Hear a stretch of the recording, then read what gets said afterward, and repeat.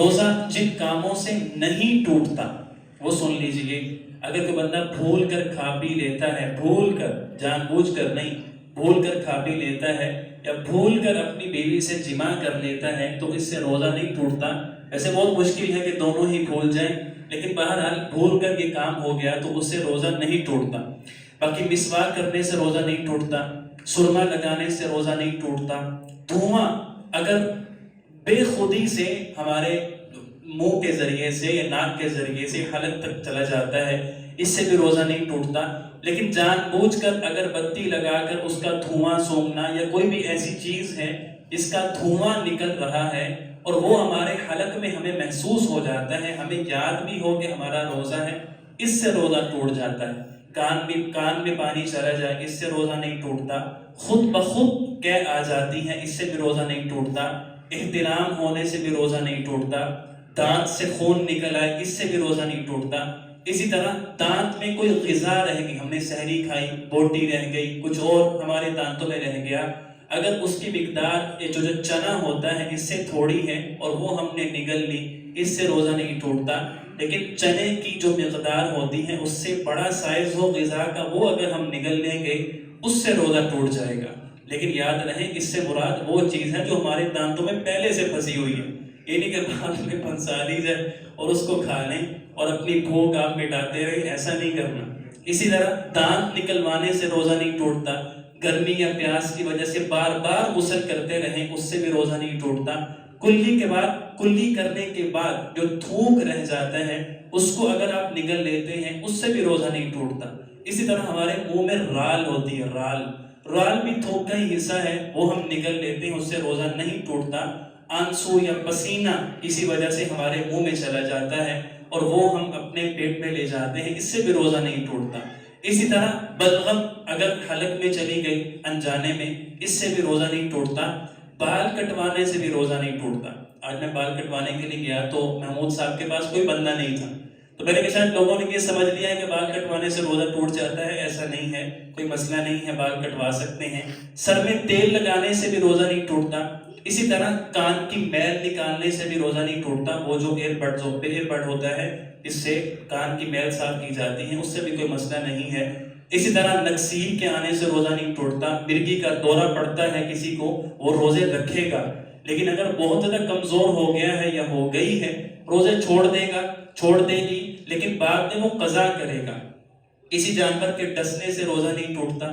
چوٹ سے خون نکل آیا، چوٹ لگ گئی، خون نکلنے سے روزہ نہیں ٹوٹتا. خوشبو لگانے سے، پرفیوم لگانے سے روزہ نہیں ٹوٹتا. آنکھ میں دوا ڈالنے سے روزہ نہیں ٹوٹتا. اسی طرح کان میں دوا ڈالنے سے بھی نہیں روزہ ٹوٹتا. بہت سارے لوگ یہ بات مشہور کرتے ہیں کہ کان میں دوا ڈالنے یا آنکھ میں دوا ڈالنے اس سے روزہ ٹوٹ جاتا ہے. روزہ اس سے نہیں ٹوٹتا. اسی طرح کسی کو شوگر ہے، بار بار انسولین لگانی پڑتی ہے، تو اس سے بھی روزہ نہیں ٹوٹتا. اسی طرح انجیکشن لگانے سے بھی روزہ نہیں ٹوٹتا. کوئی مسئلہ نہیں ہے، جہاں مرضی لگوائیں انجیکشن، منہ کے علاوہ جہاں مرضی لگوا لیں، روزہ نہیں ٹوٹے گا. ڈرپ لگوانے سے روزہ نہیں ٹوٹتا. اسی طرح خون ٹیسٹ کروانے سے بھی روزہ نہیں ٹوٹتا. خون دینے سے بھی روزہ نہیں ٹوٹتا. اسی طرح سے یہ جو چپ سٹک ہوتی ہے، ہونٹ خراب ہو جاتے ہیں، وہ لگانے سے بھی روزہ نہیں ٹوٹتا، لیکن اس کو چبانا نہیں ہے. لپسٹک لگانے سے عورتیں لگائیں گی، اس سے روزہ نہیں ٹوٹتا. اسی طرح جو دل کے مریض ہوتے ہیں یہ اپنی زبان کے نیچے گولی رکھتے ہیں، زبان کے نیچے، اس سے بھی روزہ نہیں ٹوٹتا.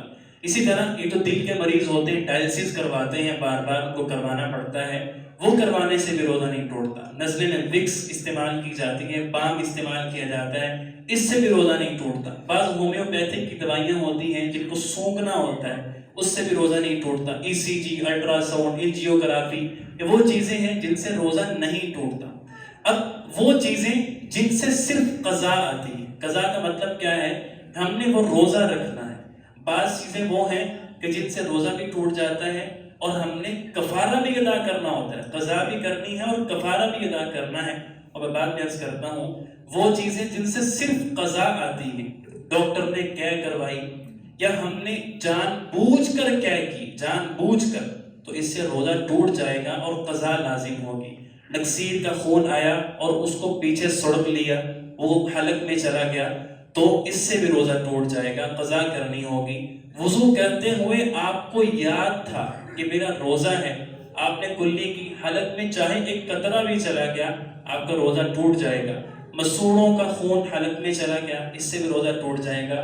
درد کی دوائی کھا لی، انتہائی شدید درد تھی، تو یہاں شریعت نے گنجائش دی ہے، کفارہ لازم نہیں کیا کبھی چلو ٹھیک ہے صرف قضا کر لو، درد ہو رہی تھی دوائی کھا لی تو ٹھیک ہے بھائی صرف قضا کر لو، کفارہ بہت مشکل ہے۔ اور پھر بھاپ لے لی، انہیلر، بعض لوگ جن کو سانس کا مسئلہ ہوتا ہے دمے کے بارے میں انہیلر استعمال کرتے ہیں، اس سے روزہ ٹوٹ جاتا ہے، اس کا حلق کے ساتھ کنیکشن، اس کا معدے کے ساتھ، پیٹ کے ساتھ کنیکشن ہوتا ہے۔ حقہ، سگریٹ بھول کر پی لی تو روزہ ٹوٹ جائے گا۔ یہ نہیں کہ میں نے بھول کے سگریٹ پی تھی تو یہ بطور سزا کے ابھی کیوں پی، سگریٹ کیوں پی، حقہ کیوں پیا، تو یہ یہاں پہ سزا رکھی گئی ہے کہ قضا کرنی پڑے گی۔ انتہائی مجبوری میں روزہ توڑ لیا تو یہاں شریعت نے گنجائش رکھی ہے صرف قضا کر لو، انتہائی مجبوری ہو گئی، بہت ہی زیادہ روزہ لگ گیا اور بے ہوش ہونے کے قریب ہو گیا تو روزہ کھول لے، لیکن بعد میں اس کو قضا کرنی پڑے گی۔ اب وہ چیزیں جن سے قضا بھی آئے گی کفارہ بھی آئے گا، جان بوجھ کر کھانا، جان بوجھ کر پینا، قضا بھی کرنی پڑے گی، ایک روزہ بھی رکھنا پڑے گا، اور پھر کفارہ کیا ہے کہ 60 روزے لگاتار رکھنے پڑیں گے، اگر ایک روزہ بھی رہ گیا تو پھر دوبارہ دو، اور اسی طرح سے 60 مسکین، یا تو روزے نہیں رکھ سکتا تو پھر 60 مسکینوں کو 2 وقت کا کھانا کھلائے گا۔ اب وہ کام کون سے ہیں؟ جان بوجھ کر کھانا پینا، جان بوجھ کر جماع کرنا، جان بوجھ کر سگریٹ استعمال کرنا، حقہ پینا، نسوار کھانا، نشہ کرنا، ان چیزوں سے روزہ ٹوٹ جاتا ہے، قضا بھی آتی ہے اور کفارہ بھی آتی ہے۔ اسی طرح سے بعض روزے کے مکروہات ہیں، مکروہات کی وجہ سے روزے کا ثواب کم ہو جاتا ہے۔ مکروہ کہتے ہیں ناپسندیدہ چیز۔ اب وہ چیزیں کون سی؟ بعض لوگ بار بار اپنے منہ میں تھوک جمع کر کے نگلتے رہتے ہیں تاکہ جناب وہ جو پیاس ہے وہ ختم ہوتی رہے، اس سے روزہ ٹوٹتا تو نہیں، مکروہ ہو جاتا ہے۔ بلا عذر، دیکھیں کوئی بیوی ایسی ہے، عورت ایسی ہے جس کا خاوند انتہائی بد مزاج ہے، کھڑوس ہے، تو وہ سالن میں اگر مرچ زیادہ ہو جائے، نمک زیادہ ہو جائے تو وہ لڑتا ہے، تو شریعت نے یہاں پہ گنجائش دی ہے، اگرچہ عورت کا روزہ ہو تو وہ کھانے کو چکھ سکتی ہے، چبا کے بوٹی کو چیک بھی کر سکتی ہے، لیکن اگر بلا عذر کوئی بندہ کھانے کو چبا کے چیک کر رہا ہے، چکھ رہا ہے، تو اس سے ٹوٹے گا تو نہیں لیکن مکروہ ہو جائے گا۔ روزے میں ٹوتھ پیسٹ کرنا، منجن استعمال کرنا، اس سے بھی روزہ مکروہ ہو جاتا ہے، ٹوٹتا نہیں ہے۔ اسی طرح سے روزے کے اندر کوئی بھی گناہ کا کام کرنا، کوئی بھی گالی دینا، غیبت کرنا، اسی طرح سے تانا دینا، چغلی کرنا اور لڑائی جھگڑا کرنا، گالیاں تو عام ہیں، جھوٹ بولنا، اس کی وجہ سے روزے کا ثواب کم ہو جاتا ہے۔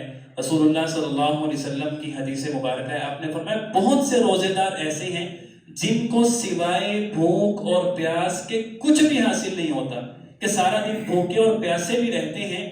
کس لیے بھوکے پیاسے رہ رہے ہیں؟ ہمیں ثواب ملے گا، ہم اللہ تعالیٰ کا حکم پورا کر رہے ہیں، لیکن آپ نے فرمایا کہ ان کو سوائے بھوک اور پیاس کے کچھ بھی حاصل نہیں ہوتا، وہ اپنا وقت ضائع کر رہے ہیں، ان کو اللہ تعالیٰ کی طرف سے کوئی بھی اجر نہیں دیا جاتا۔ اور یہ وہ لوگ ہوتے ہیں جو روزہ رکھ کے بھی گناہوں سے باز نہیں آتے۔ اللہ تعالیٰ ہمیں روزے کے حق کو ادا کرنے کی توفیق